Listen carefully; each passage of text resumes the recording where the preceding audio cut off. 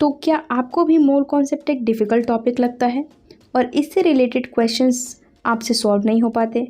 तो फिकर नॉट, आज का ये वीडियो आपके लिए है।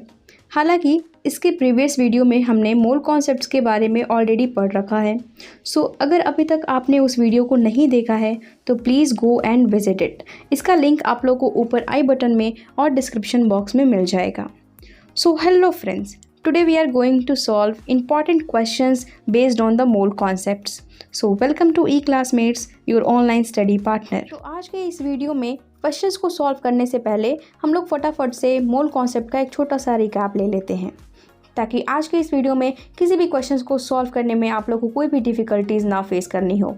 Okay, so that is the equation which help us to understand about the mole concept. Okay, तो सबसे पहले हम लोग देख लेते हैं बेसिकली कि ये मोल क्या होता है। तो मोल, जैसा कि हम लोगों ने पढ़ा है कि मोल क्या है, एक यूनिट है जिससे कि हम लोग किसी क्वांटिटी को मेजर करते हैं। ओके, और वो क्वांटिटी क्या है basically to measure the number of atoms, to measure the number of molecules and to measure the number of ions present in the any matter.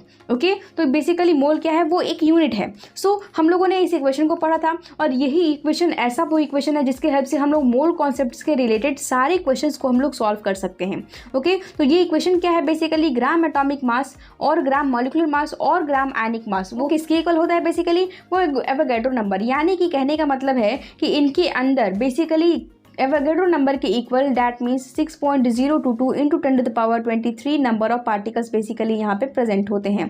Particles in the sense यहाँ पे again हम लोग बात करते हैं atoms, molecules और ions. यहाँ पे जो भी पार्टिकल्स प्रेजेंट हैं वो बेसिकली क्या है, वो या फिर एटम है या मॉलिक्यूल है या फिर वो आयंस है। ओके, और इसी को बेसिकली हम लोग 1 मोल से रिप्रेजेंट करते हैं। ओके, यानी कि अगर हम लोग किसी एटम के बारे में बात करते हैं, लेट्स सपोज दैट कि हम लोग हाइड्रोजन के बारे में बात करते हैं, तो हाइड्रोजन का जो ग्राम एटॉमिक मास होता है वो कितना होता है बेसिकली 1 ग्राम होता है। यानी कि 1 ग्राम ऑफ हाइड्रोजन के अंदर कितने नंबर्स ऑफ हाइड्रोजन के एटम्स प्रेजेंट होंगे, एवोगैड्रो नंबर के इक्वल यहाँ पे हाइड्रोजन के एटम्स वहाँ पे प्रेजेंट होंगे, और इसी को बेसिकली हम लोग क्या कहते हैं, 1 मोल कहते हैं। तो आई होप कि इस एक एग्जांपल से आप लोगों को ये इक्वेशन समझ में आ गई होगी। नेक्स्ट हम लोगों ने पढ़ा था कि कितने टाइप्स ऑफ क्वेश्चंस होते हैं basically based on the mole concept. Okay, तो जो सबसे फर्स्ट टाइप है वो क्या है, to calculate the number of moles. Okay, second question क्या होता है, to calculate the number of particles. Third question क्या है, to calculate the mass of the particles. तो इतने सारे टाइप्स के बेसिकली क्वेश्चंस हम लोग को मोल कॉन्सेप्ट के रिलेटेड हमको सॉल्व करने पड़ते हैं। ओके, तो हम लोगों ने प्रीवियस क्वेश्चन में कुछ फॉर्मूलाज को भी देखा था जिसके हेल्प से हम लोग क्वेश्चंस को सॉल्व कर सकते हैं। And the first formula is to calculate the number of mole. Okay, तो मोल को कैलकुलेट करने के लिए बेसिकली हम लोग यहाँ पे क्या करते हैं, गिवन मास यानी कि रिप्रेजेंटेड बाई स्मॉल एम, उसको अगर हम लोग पार्टिकल्स के ग्राम मास यानी कि हम लोग बोल सकते हैं ग्राम एटॉमिक मास, ग्राम मॉलिक्यूलर मास या फिर ग्राम आयनिक मास को अगर हम लोग डिवाइड कर देते हैं and that is represented by the capital M, तो यहाँ पे हम लोग नंबर ऑफ मोल्स को कैलकुलेट कर सकते हैं। सेकंड फॉर्मूला हम लोगों ने देखा था to calculate the number of particles. Number of particles को कैलकुलेट करने के लिए बेसिकली क्या है, नंबर ऑफ मोल्स को अगर हम लोग एवोगैड्रो नंबर से मल्टीप्लाई कर देंगे तो हम लोग पार्टिकल्स को कैलकुलेट कर सकते हैं। थर्ड फॉर्मूला हम लोगों ने देखा था to calculate the mass. Okay, यहाँ पे हम लोग मास को भी कैलकुलेट कर सकते हैं by using the number of moles and particles का ग्राम मास, यानी कि ग्राम एटॉमिक मास, ग्राम मॉलिक्यूलर मास और या तो ग्राम आयनिक मास। ओके, जो थर्ड फॉर्मूला है वो बेसिकली फर्स्ट फॉर्मूले से ही डिराइव किया गया है, जैसा कि आप लोग यहाँ पे देख सकते हैं। नाउ अब हम लोग देखते हैं फोर्थ फॉर्मूला को, एंड दैट इज अगेन यहाँ पे मोल को कैलकुलेट करने का यहाँ पे दूसरा फॉर्मूला है, and that is equal to number of particles upon में एवोगैड्रो नंबर। ओके, तो ये जो फॉर्मूला है, फोर्थ फॉर्मूला बेसिकली सेकंड फॉर्मूले से यहाँ पे डिराइव किया गया है। तो जो थर्ड और फोर्थ फॉर्मूले हैं ये डिराइव्ड फॉर्मूले हैं, और जो फर्स्ट और सेकंड फॉर्मूला है ये बेसिकली मेन फॉर्मूला होता है। तो या तो आप लोग ये दोनों फॉर्मूला को याद रखें या फिर आप लोग इस इक्वेशन को याद कर लें, इसको समझ लें, ताकि आप लोग मोल कॉन्सेप्ट से रिलेटेड सारे क्वेश्चंस को ईजी तरीके से सॉल्व कर सकें। तो अब हम लोग चलते हैं अपने फर्स्ट क्वेश्चन पे। Okay, and the question is if 1 mole of carbon atom weight 12 grams, यानी कि 1 मोल कार्बन एटम का जो वेट है वो कितना है, 12 ग्राम है। तो यहाँ पे बेसिकली हम लोग को 1 एटम ऑफ कार्बन का यहाँ पे हम लोग को मास को कैलकुलेट करना है। नाउ अगर हम लोग इस चीज़ को समझ जाते हैं कि क्वेश्चन में हम लोग को किस किस चीज़ के बारे में पूछा है और किस किस चीज़ों के बारे में हमको रिलेशन पता करना है, तो इससे क्या होता है कि क्वेश्चन को सॉल्व करने के लिए हम लोग को एक काफ़ी बड़ा हेल्प मिल जाता है। नाउ अब इस क्वेश्चन को सॉल्व करने से पहले हम लोग इन इक्वेशंस को और अपने सारे फार्मूलाज को यहाँ पे हम लोग देख लेते हैं, ठीक है। और इसको रिपीट करने से क्या होता है कि सारे फार्मूला जो है वो याद हो जाते हैं। ओके, तो यहाँ पे अब हम लोग इसको समझने की कोशिश करते हैं। तो यहाँ पे हम लोग देख सकते हैं कि जो 1 मोल है वो किसके इक्वल होता है, बेसिकली उसके ग्राम एटॉमिक मास के इक्वल होता है। ठीक है, यहाँ पे हमको कार्बन एटम के बारे में बात करना है, सो यहाँ पे हम लोग ग्राम एटॉमिक मास के बारे में डिस्कस करेंगे।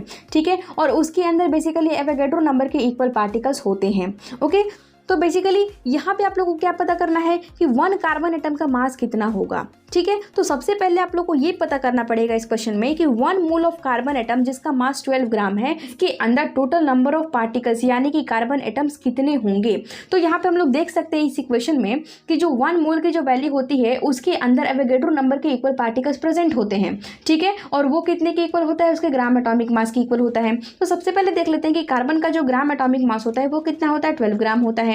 यानी कि इस इक्वेशन के हेल्प से हम लोग ऐसा बोल सकते हैं कि 1 mole of carbon atom, okay, जो 1 मोल है कार्बन एटम का उसका मास कितना होगा, उसके ग्राम एटॉमिक मास यानी कि वो 12 ग्राम के इक्वल होगा। और क्वेश्चन में भी हमको 12 ग्राम ही यहाँ पे गिवन में दिया है। और इसके अंदर टोटल नंबर ऑफ पार्टिकल्स कितने होंगे, बेसिकली एवोगैड्रो नंबर के इक्वल यानी कि 6.022 इंटू 10⁻23 कार्बन के यहाँ पे एटम्स होंगे।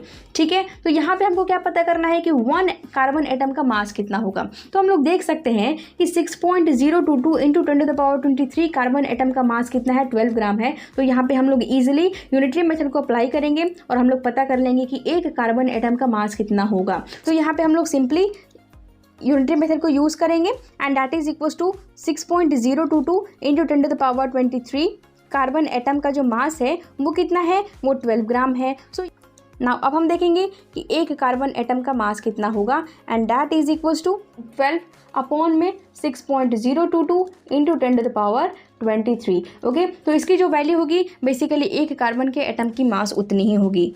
So the value is 1.99 into 10⁻23 gram. Okay, यानी कि एक कार्बन एटम का जो मास है वो कितना होगा, बेसिकली 1.99 इंटू 10⁻23 ग्राम होगा। ओके, तो हम लोग देख सकते हैं कि कितने इजी तरीके से हम लोगों ने इस इक्वेशन को समझा और इस इक्वेशन को समझने के बाद विदाउट यूजिंग द फॉर्मूला हम लोगों ने इस क्वेश्चन को सॉल्व कर लिया।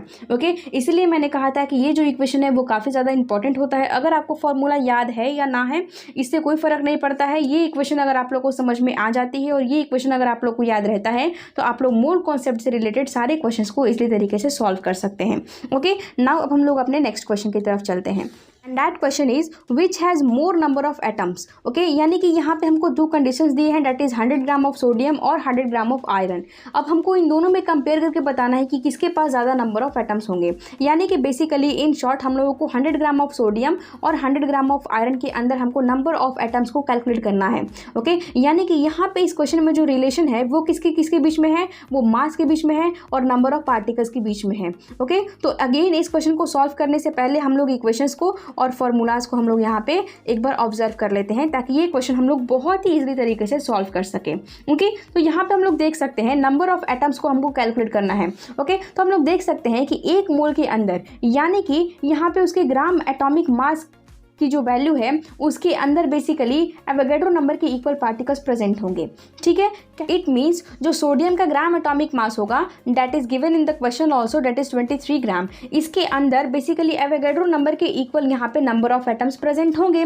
सो यहाँ पे ग्राम एटॉमिक मास कितनी होती है सोडियम का, दैट इज 23 ग्राम। यानी कि 23 ग्राम ऑफ सोडियम एटम्स के अंदर यहाँ पे टोटल नंबर ऑफ यहाँ पे एटम्स कितने प्रेजेंट होंगे सोडियम के, that is equal to 6.022 into 10⁻23 sodium atoms यहाँ पे प्रेजेंट होंगे। ओके, तो अब हमको पता चल चुका है कि 23 ग्राम ऑफ सोडियम एटम में इतने सारे numbers of sodium atoms present हैं। तो अब हम यहाँ पे इजीली यूनिटरी मेथड का अप्लाई करके हम लोग 100 ग्राम ऑफ सोडियम के अंदर हम लोग नंबर ऑफ सोडियम एटम्स को कैलकुलेट कर सकते हैं, या फिर हम लोग यहाँ पे डायरेक्टली फॉर्मूले को भी यूज़ कर सकते हैं to calculate the number of atoms, यानी कि नंबर ऑफ पार्टिकल्स को कैलकुलेट करना है, यानी कि हमको सेकंड फार्मूला को यूज़ करना है। और इस फार्मूला को यूज़ करने के लिए बेसिकली हम लोग को नंबर ऑफ मोल्स को कैलकुलेट करना होगा, क्योंकि हमारे पास इस क्वेश्चन में नंबर ऑफ मोल्स गिवन में नहीं दिया है। और अगर हम लोग नंबर ऑफ मोल्स को कैलकुलेट कर लेते हैं और उसको एवोगैड्रो नंबर से मल्टीप्लाई कर देंगे तो बेसिकली हम लोग यहाँ पे हर एक केस के लिए नंबर ऑफ पार्टिकल्स को फाइंड आउट कर लेंगे। सो सबसे पहले हमको फोकस करना होगा नंबर ऑफ मोल्स को कैलकुलेट करने के लिए। तो इसके लिए भी हमारे पास दो फार्मूला है। ठीक है, तो दोनों में से हम किसको प्रेफर करेंगे, तो फर्स्ट वाले को, ओके, लास्ट वाले को नहीं कर सकते क्योंकि यहाँ पे नंबर ऑफ पार्टिकल्स को यूज़ करना होगा और यही चीज़ हमको यहाँ पे कैलकुलेट करना है।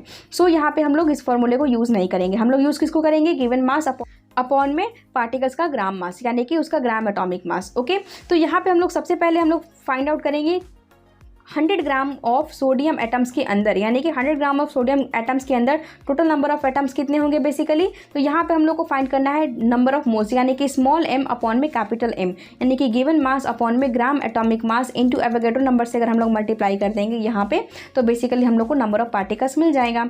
ठीक है, तो यहाँ पे जो गिवन मास है वो कितना है सोडियम का, 100 ग्राम यहाँ पे हमको क्वेश्चन ने दिया है।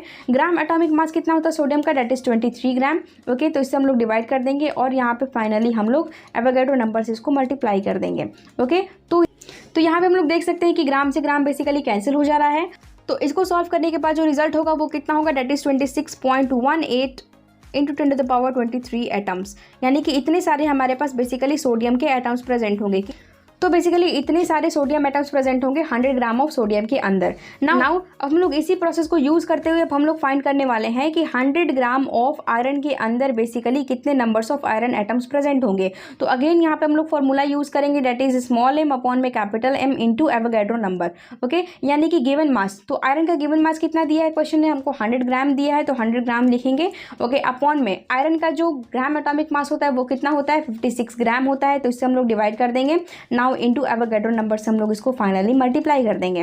ओके, तो यहाँ पे हम लोग देख सकते हैं कि ग्राम से जो ग्राम है वो कैंसिल हो रहा है। नाउ इसको सॉल्व करने के बाद जो हमारा रिजल्ट होगा वो कितना होगा, 10.75 इंटू 10⁻23 यहाँ पे आयरन के यहाँ पे एटम्स प्रेजेंट होंगे। ठीक है, 100 ग्राम ऑफ आयरन के अंदर। तो यहाँ अब हम लोग यहाँ पे देख सकते हैं इसी तरीके से कंपेयर करके कि 100 ग्राम ऑफ सोडियम के अंदर 26.18 इंटू 10⁻23 सोडियम एटम प्रेजेंट है और 100 ग्राम ऑफ आयरन के अंदर बेसिकली 10.75 इंटू 10⁻23 आयरन के एटम प्रेजेंट हैं। सो यहाँ पे हम लोग देख सकते हैं कि जो 100 ग्राम ऑफ सोडियम है इसके अंदर सोडियम के एटम्स काफ़ी ज़्यादा प्रेजेंट है as compare to the iron. So जो हमारा फाइनल आंसर होगा वो क्या होगा बेसिकली कि 100 ग्राम ऑफ सोडियम के अंदर ज़्यादा नंबर्स ऑफ एटम्स प्रेजेंट हैं। तो हम लोग देख सकते हैं कि यहाँ पे हम लोग फॉर्मूले को यूज़ करते हुए हम लोगों ने कितनी ईजी तरीके से इस क्वेश्चन को भी हम लोगों ने सॉल्व कर लिया। नाउ हम लोग चलते हैं नेक्स्ट क्वेश्चन पे, and that is what is the mass of 1 mole of nitrogen atom, 4 mole of aluminium atom and 10 mole of sodium sulfide। यानी कि यहाँ पे हम लोग को बेसिकली मास को कैलकुलेट करना है और हमको जो क्वेश्चन है वो मोल में दिया है, हमको इसको मास में कन्वर्ट करना है कि 1 मोल ऑफ नाइट्रोजन एटम का बेसिकली मास कितना होगा। तो इस क्वेश्चन में अगर हम लोग रिलेशन को डेवलप करना चाहें तो क्या हो सकता है, मोल और मास के बीच में बेसिकली हम लोग को यहाँ पे रिलेशन को बताना है। सो यहाँ पे अगेन हम लोग इक्वेशंस को भी देखेंगे और अपने फॉर्मूलाज को भी देखेंगे ताकि इस क्वेश्चन को हम लोग इजीली तरीके से सॉल्व कर सकें। सो यहाँ पे हम लोग देख सकते हैं कि जो 1 मोल की जो वैल्यू होती है मास के रिलेटिवली वो कितनी के इक्वल होती है, वो बेसिकली ग्राम एटॉमिक मास के इक्वल होती है। इट मीन्स कि यहाँ पे हम लोग इसी तरीके से ऑब्जर्व कर सकते हैं कि 1 मोल ऑफ नाइट्रोजन एटम की जो वैल्यू है मास में वो बेसिकली कितनी होगी, वो उसके ग्राम एटॉमिक मास के ही इक्वल होगी अगर हम लोग इस इक्वेशन को ध्यान से समझे तो। और जो नाइट्रोजन की जो ग्राम एटॉमिक मास होती है वो कितनी होती है, that is equal to 14 gram. Okay, यानी कि 1 मोल ऑफ नाइट्रोजन एटम का जो मास होगा वो कितना होगा, उसकी ग्राम एटॉमिक मास यानी कि 14 ग्राम की इक्वल होगा। नाउ अगेन यहाँ पे अगर हम लोग एल्युमिनियम के लिए देखें तो 1 मोल ऑफ एल्युमिनियम की जो वैल्यू होगी उसका जो मास होगा वो कितना होगा, एल्युमिनियम के ग्राम एटॉमिक मास की इक्वल ही होगा। तो एल्युमिनियम का जो ग्राम एटॉमिक मास होता है वो बेसिकली कितना होता है, दैट इज इक्वल टू यहाँ पे गिवन में दिया है, that is equal to 27 gram. Okay, तो यानी कि 1 मोल ऑफ एल्युमिनियम एटम का जो मास होगा वो होगा 27 ग्राम। तो 4 मोल ऑफ एल्युमिनियम एटम का मास कितना होगा, तो इसको हम लोग इजिली इस तरीके से हम लोग फाइंड कर सकते हैं। That total mass is equals to how much, this is 4 mole into 1 मोल का यहाँ पे मास कितना होगा उसको अगर हम लोग मल्टीप्लाई कर देंगे तो यहाँ पे इजीली तरीके से हम लोग इसको सॉल्व कर सकते हैं, and that is equals to 108 gram. Okay, इसको हम लोग फॉर्मूले के अकॉर्डिंग भी समझ सकते हैं कि मास को कैलकुलेट करने के लिए बेसिकली हमको नंबर ऑफ मोल्स को अगर हम लोग पार्टिकल्स के ग्राम एटॉमिक मास से अगर मल्टीप्लाई कर देंगे तो हमको यहाँ पे उसका मास कैलकुलेट हो जाएगा। तो यहाँ पे भी हम लोग देख सकते हैं कि हम लोगों ने इक्वेशन के हेल्प से भी जो चीज़ हम लोगों ने यहाँ पे इक्वेशन को बनाया था वो एक्जैक्टली फॉर्मूले से मैच कर रहा है, that is number of mole यानी कि 4 into gram atomic mass of aluminium that is equal to 27 gram. इसको हम लोगों ने मल्टीप्लाई किया तो जो रिजल्ट आया वो कितना आया, 108 ग्राम आया। नाउ इसी फॉर्मूले को यूज़ करके हम लोग यहाँ पे थर्ड क्वेश्चन को भी सॉल्व कर सकते हैं कि मास कितना होगा basically 10 mole of sodium sulphide का। तो यहाँ पे क्या होगा, नंबर ऑफ मोल्स यानी कि नंबर ऑफ मोल्स तो हमारे पास है 10 मोल्स यहाँ पे दिया सोडियम सल्फाइड का। नाउ अब यहाँ पे आपको क्या चाहिए, बेसिकली पार्टिकल्स का ग्राम मॉलिक्यूलर मास चाहिए। ओके, क्योंकि ये सोडियम सल्फाइड क्या है, एक मॉलिक्यूल है, एटम नहीं है, तो यहाँ पे हमको ग्राम मॉलिक्यूलर मास चाहिए। तो इसका ग्राम मॉलिक्यूलर मास को हम लोग बेसिकली यहाँ पे कैलकुलेट करेंगे, वो कितना होगा। सो यहाँ पे Na2SO3 का जो वैल्यू होगी, ग्राम मॉलिक्यूलर मास इसका कितना होगा बेसिकली, तो एक सोडियम एटम का मास कितना होता है, 23 ग्राम होता है। तो यहाँ पे बेसिकली 2 प्रेजेंट है, तो हम लोग इसको 2 से मल्टीप्लाई कर देंगे। सल्फर का जो मास होता है वो कितना होता है, 32 ग्राम होता है। एंड प्लस जो ऑक्सीजन का मास होता है वो कितना होता है, 16 ग्राम होता है। और यहाँ पे 3 एटम्स प्रेजेंट है सोडियम के, तो हम लोग इसको मल्टीप्लाई कर देंगे इससे। नाउ जो इनकी वैल्यू होगी वो कितने होंगे, बेसिकली 126 ग्राम। नाउ यहाँ पे मास को कैलकुलेट करने के लिए बेसिकली हम लोग को मोल चाहिए था और ग्राम मॉलिक्यूलर मास चाहिए था, तो हम लोगों ने यहाँ पे ग्राम मॉलिक्यूलर मास को निकाल लिया, डेट इज इक्वल टू 126 ग्राम। तो इसको हम लोग मल्टीप्लाई कर देंगे नंबर ऑफ मोल से, और जो रिजल्ट होगा वही क्या होगा, 10 मोल ऑफ सोडियम सल्फाइड का बेसिकली मास होगा, and that is equal to 1260 gram. Now अब हम लोग यहाँ पे देख सकते हैं कि फॉर्मूले के अकॉर्डिंग भी और इक्वेशन के अकॉर्डिंग भी हम लोग इस क्वेश्चन को कितनी ईजिली तरीके से सॉल्व कर सकते हैं। So now comes to the next question, and that is convert into a mole. Okay, now यहाँ पे हमको 12 ग्राम ऑफ ऑक्सीजन गैस दिया है, यानी कि यहाँ पे हम लोग बोल सकते हैं O2 मॉलिक्यूल। ओके, तो O2 गैस का यहाँ पे हम लोग को मोल में कन्वर्ट करना है। यहाँ पे 20 ग्राम ऑफ वाटर यानी कि H2O को यहाँ पे हम लोग को कन्वर्ट करना है मोल में, और 22 ग्राम ऑफ कार्बन डाइऑक्साइड यानी कि CO2 को हम लोग को बेसिकली कन्वर्ट करना है मोल में। यहाँ पे भी अगर हम लोग रिलेशन को डेवलप करना चाहें तो यहाँ पे क्या हो सकता है, मोल और बेसिकली मास। तो अगेन यहाँ पे हम लोग इसी रिलेशन को अपने इक्वेशन और अपने फॉर्मूले के अंदर समझने की कोशिश करेंगे। ओके, तो यहाँ पे हम लोग देख सकते हैं कि 1 मोल की जो वैल्यू होती है वो बेसिकली यहाँ पे मॉलिक्यूल्स है, तो हम लोग यहाँ पे ग्राम मॉलिक्यूलर मास से यहाँ पे कंपेयर करेंगे। तो जो 1 मोल की वैल्यू होती है वो क्या होती है, वो उसके ग्राम मॉलिक्यूलर मास के इक्वल होती है। यानी कि यहाँ पे जो ऑक्सीजन गैस का जो इसका ग्राम मॉलिक्यूलर मास होगा, यानी कि डेट इज इक्वल टू 32 ग्राम, यानी कि 32 ग्राम कितने के इक्वल होगा, बेसिकली 1 मोल के इक्वल होगा। तो यहाँ पे हम लोग देख सकते हैं कि 32 ग्राम ऑफ O2 मॉलिक्यूल का जो मोल है वो कितने मोल होगा, वो बेसिकली 1 मोल होगा। तो यहाँ पे हम लोग इजिली तरीके से फाइंड आउट कर सकते हैं कि 12 ग्राम ऑफ O2 मॉलिक्यूल का जो मोल होगा वो कितना होगा, by using the simple unitary method, या फिर हम लोग फॉर्मूले को भी यूज कर सकते हैं टू कैलकुलेट द मोल। तो यहाँ पे मोल को कैलकुलेट करने के लिए बेसिकली हमको मास दिया हुआ है, यानी कि हम लोग यहाँ पे फर्स्ट फॉर्मूले को अप्लाई कर देंगे, that is given mass upon में ग्राम मॉलिक्यूलर मास। तो इसको भी हम लोग यहाँ पे मोल को कैलकुलेट करने के लिए हम लोग यूज कर सकते हैं, that is small m upon में capital M, and that is equal to mass कितना दिया है ऑक्सीजन गैस का, 12 ग्राम दिया है। ओके, और इसकी जो ग्राम मॉलिक्यूलर मास होती है वो कितनी होती है, 32 ग्राम होती है। तो यहाँ पे हम लोग अगर इसको सॉल्व करेंगे तो जो रिजल्ट होगा वो कितना होगा, 0.375 होगा, यानी कि इतने मोल्स प्रेजेंट होंगे कि 12 ग्राम ऑफ ऑक्सीजन गैस के अंदर। नाउ इसी तरीके से हम लोग यहाँ पे बी वाले को भी सॉल्व कर लेंगे, that is 20 gram of water के अंदर कितने सारे नंबर्स ऑफ मोल्स होंगे। तो यहाँ पे भी अगेन हम लोग इसी फॉर्मूले को यूज कर लेते हैं, that is given mass upon में मॉलिक्यूलर मास। ओके, तो यहाँ पे वाटर का गिवन मास कितना है, दैट इज 20 ग्राम हमको क्वेश्चन ने दिया है। ओके, और वाटर का जो ग्राम मॉलिक्यूलर मास होता है वो कितनी होगी, बेसिकली हाइड्रोजन का मास कितना होता है, 1 ग्राम इंटू हाइड्रोजन के यहाँ पे 2 एटम्स प्रेजेंट है, 2 से मल्टीप्लाई कर देंगे। नाउ यहाँ पे 16 ग्राम होता है यहाँ पे ऑक्सीजन का, सो इसको कैलकुलेट करने पे हमको टोटल वैल्यू कितनी आएगी, 18 ग्राम, यानी कि यहाँ पे जो ग्राम मॉलिक्यूलर मास होगा वाटर का वो कितना होगा, 18 ग्राम होगा। नाउ अगर हम लोग 20 को 18 से डिवाइड करेंगे तो जो वैल्यू हम लोग को मिलेगी वो कितनी होगी, दैट इज इक्वल टू 1.11 मोल, यानी कि हम लोग देख सकते हैं कि 20 ग्राम ऑफ वाटर के अंदर कितने मोल्स प्रेजेंट होंगे, बेसिकली 1.11 मोल यहाँ पे होगा। इसी तरीके से हम लोग सी वाले कंडीशन को भी देख लेंगे, that 22 gram of carbon dioxide के अंदर बेसिकली कितने मोल्स प्रेजेंट होंगे। तो यहाँ पे अगेन हम लोग को यहाँ पे इसके मॉलिक्यूलर मास को ध्यान में रखना है, दैट इज कार्बन की जो मास होती है वो कितनी होती है, 12 ग्राम होती है। ना ऑक्सीजन की मास कितनी होती है, 16 ग्राम, लेकिन यहाँ पे ऑक्सीजन का 2 एटम्स प्रेजेंट है, यानी कि 2 × 16 ग्राम। इसको हम लोग सॉल्व करेंगे तो जो टोटल मास होगा, इसका मॉलिक्यूलर मास होगा वो कितना होगा, 44 ग्राम होगा। सो यहाँ पे अब हम लोग यहाँ पे इजीली तरीके से मोल्स को कैलकुलेट करेंगे, that is small m upon में कैपिटल M। तो स्मॉल m कितना है कार्बन डाइऑक्साइड के केस में, that is 22 gram. So 22 gram upon में इसका जो मॉलिक्यूलर मास है दैट इज इक्वल टू 44 ग्राम, इसको हम लोग बेसिकली डिवाइड कर देंगे। सो जो वैल्यू होगी वो कितनी होगी, 0.5 मोल होगी। तो देख सकते हैं हम लोग कि यहाँ पे इक्वेशन के हेल्प से भी और साथ ही साथ फॉर्मूले की हेल्प से भी हम लोग इस क्वेश्चन को इसी तरीके से सॉल्व कर सकते हैं। ओके, जैसा कि हम लोगों ने यहाँ पे सॉल्व किया है, एंड दोनों ही कंडीशन में जो रिजल्ट है वो एग्जैक्टली सेम होने वाला है। ओके, सो आज के लिए बस इतना ही। हम लोग नेक्स्ट वीडियोस में और भी कुछ मोर कॉन्सेप्ट से रिलेटेड हम लोग क्वेश्चंस को सॉल्व करेंगे, जो कि एनसीईआरटी पे बेस्ड होंगे, यानी कि एनसीईआरटी से ही होंगे। तो तब तक के लिए आप लोग ये सारे क्वेश्चंस को एक बार खुद से सॉल्व करने की कोशिश ज़रूर कीजिएगा। अगर कहीं पे भी कुछ डाउट होता है तो प्लीज़ कमेंट बॉक्स में मेंशन करें। If this video helped you, then you can subscribe the channel to get this type of conceptual video, and if there is any doubt, then mention in the comment box. Thank you.